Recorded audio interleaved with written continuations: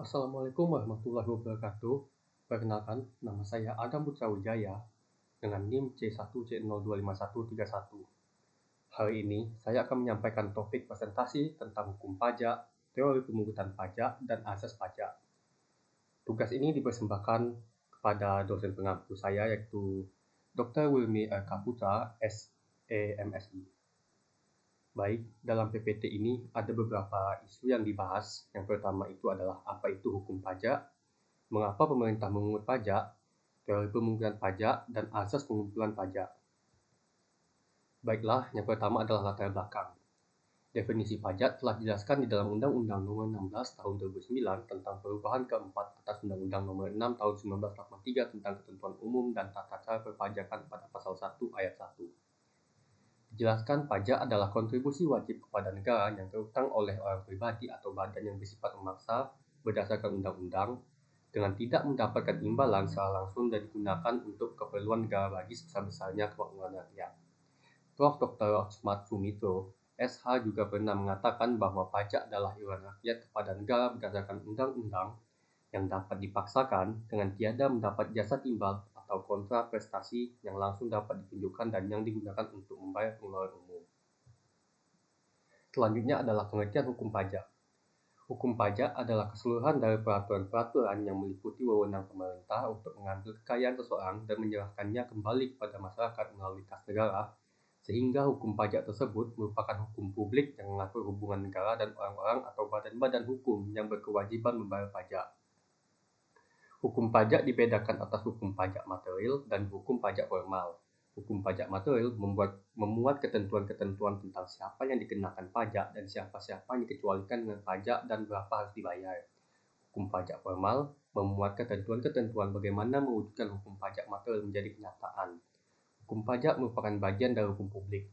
Hukum pajak yang juga merupakan hukum fiskal adalah keseluruhan dari peraturan-peraturan yang meliputi wewenang pemerintah untuk mengambil kekayaan seseorang dan menyerahkannya kembali kepada masyarakat dengan melalui kas negara, sehingga ia merupakan bagian hukum publik yang mengatur hubungan-hubungan hukum antara negara dan orang-orang atau badan-badan hukum yang berkewajiban membayar pajak.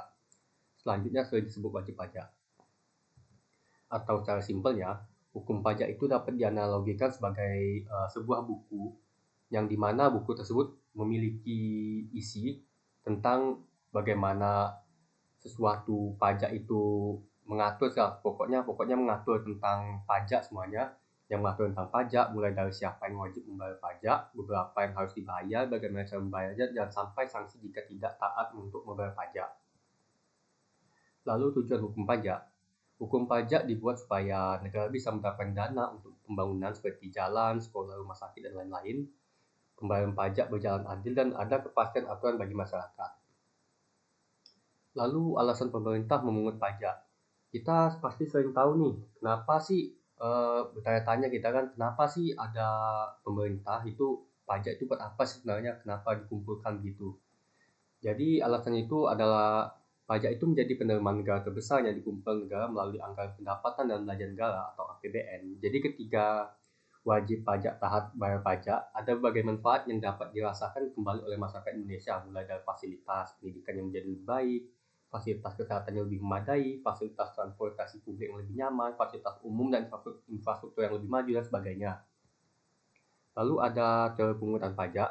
Teori pemungutan pajak ini ada 5 ya. Yang pertama itu teori asuransi, teori kepentingan, dan teori daya pikul, teori bakti, dan terakhir teori daya beli. Yang pertama yakni adalah teori asuransi. Teori asuransi dalam pemungutan pajak mengacu pada konsep bahwa pajak dapat berfungsi sebagai bentuk perlindungan atau asuransi sosial bagi masyarakat. Pajak dianggap seperti premi asuransi. Masyarakat membayar pajak karena negara memberi perlindungan keamanan pelayanan. Jadi maksudnya begini, pajak yang kita bayar kepada pemerintah itu digunakan untuk sebagai asuransi kita. Seperti contoh negara menyediakan polisi, jalan, dan fasilitas umum. Selanjutnya, yakni adalah teori kepentingan. Teori kepentingan dalam pemungutan pajak mencerminkan pandangan bahwa pemungutan pajak harus mempertimbangkan kepentingan yang beragam, baik dari pemerintah maupun dari masyarakat secara keseluruhan. Jadi maksudnya teori kepentingan di sini adalah ada beberapa kepentingan yang harus dipertimbangkan dalam memungut pajak dan menggunakannya, yakni pertama itu adalah kepentingan pemerintah, Jadi apa sih kepentingan pemerintah dalam memungut pajak ini? Bisa jadi untuk melakukan pembangunan ekonomi atau meningkatkan fasilitas publik dan semacamnya. Lalu ada kepentingan masyarakat. Jadi kepentingan masyarakat tuh pajak itu dapat digunakan sebagai meningkatkan infrastruktur kita sebagai konsumen publik atau konsumen negara tersebut, dan juga bisa jadi untuk ini apa namanya, nah ini untuk bantuan sosial itu biasanya juga digunakan APBN untuk mendanainya. Lalu yang ketiga adalah kepentingan wajib pajak. Ini juga jelas ya, pajak itu penting karena adanya hukum yang berlaku. Dan yang terakhir itu kepentingan ekonomi. Yang terakhir ini kepentingan ekonomi, pajak itu digunakan untuk mengatur kestabilan ekonomi suatu negara. Nanti akan saya jelaskan lebih lanjut di slide berikutnya. Lalu ada teori daya pikul. Pajak dibayar sesuai kemampuan ekonomi seseorang yang penghasilannya tinggi, membayar lebih banyak, yang rendah, membayar lebih sedikit. Lalu ada teori bakti, membayar pajak dianggap sebagai bentuk pengabdian atau kewajiban warga negara kepada negaranya. Menurut teori ini, membayar pajak bukan hanya kewajiban hukum yang harus dipenuhi, tapi juga merupakan tanggung jawab moral dan sosial sebagai warga negara yang baik. Dalam kerangka ini, warga negara diharapkan untuk membayar pajak secara sadar dan patuh sebagai bentuk dukungan mereka terhadap pemerintah dan negara. Mereka dianggap memiliki kewajiban moral untuk berkontribusi dalam pembiayaan kegiatan pemerintahan dan pembangunan nasional. Lalu ada teori daya beli. Teori daya beli menjelaskan bahwa pajak dipungut oleh negara untuk mengatur kemampuan masyarakat dalam membelanjakan uangnya sehingga kondisi ekonomi tetap stabil. Nah, ini tadi berhubungan dengan yang saya bilang tadi untuk kepentingan ekonomi. Jadi contohnya gini, ketika negara memungut pajak, uang masyarakat otomatis berkurang kan untuk sementara. Daya beli masyarakat menjadi lebih terkendali. Pemerintah menggunakan pajak untuk membangun infrastruktur atau fasilitas, bantuan sosial, dan lain sebagainya. Lalu uang kembali beredar secara lebih merata di sini. Jadi maksudnya hubungan antara teori daya beli dan kepentingan ekonomi dalam pajak ini yakni untuk menjaga stabilitas ekonomi dalam sebuah negara. Jadi sama seperti kebijakan moneter ya, yang dimana kalau jika kebijakan moneter itu meningkatkan atau menurunkan suku tingkat bunga dengan untuk tujuan mengurangi atau menambah jumlah uang beredar. Nah, sama dengan teori daya beli dan juga kepentingan ekonomi tadi. Pajak itu digunakan ditingkatkan pajak ketika banyak jumlah uang beredar dan tujuannya untuk justru mengurangi daya beli masyarakat agar tidak terjadinya inflasi yang lebih tinggi. Lalu pajak juga bisa diturunkan ketika ekonomi sebuah negara itu mulai lesu. Jadi untuk meningkatkan kembali daya beli masyarakat. Kira-kira seperti itu. Lalu ada azas pemungutan pajak. Azas pemungutan pajak ini ada 3, yaitu azas domisili, azas sumber, dan azas kebangsaan. Azas domisili itu adalah pajak dikarenakan berdasarkan tempat tinggal wajib pajak. Artinya seseorang yang tinggal di suatu negara wajib membayar pajak atas seluruh penghasilannya baik dari dalam negeri maupun luar negeri. Contoh, orang yang tinggal di Indonesia tetap dikenai pajak di Indonesia walaupun mendapat penghasilan dari luar negeri. Yang kedua ada sumber, pajak dikenakan berdasarkan asal atau sumber penghasilan diperoleh. Siapapun yang mendapatkan penghasilan dari suatu negara harus membayar pajak di negara tersebut, walaupun dia bukan penduduk negara itu.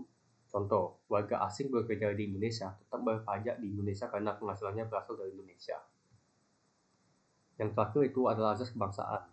Pajak dikenakan berdasarkan status warga negara seseorang. Negara berhak memungut pajak dari warga negaranya meskipun mereka tinggal di luar negeri. Contoh, orang warga negara tetap memiliki kewajiban pajak kepada negaranya walaupun bekerja di luar negeri.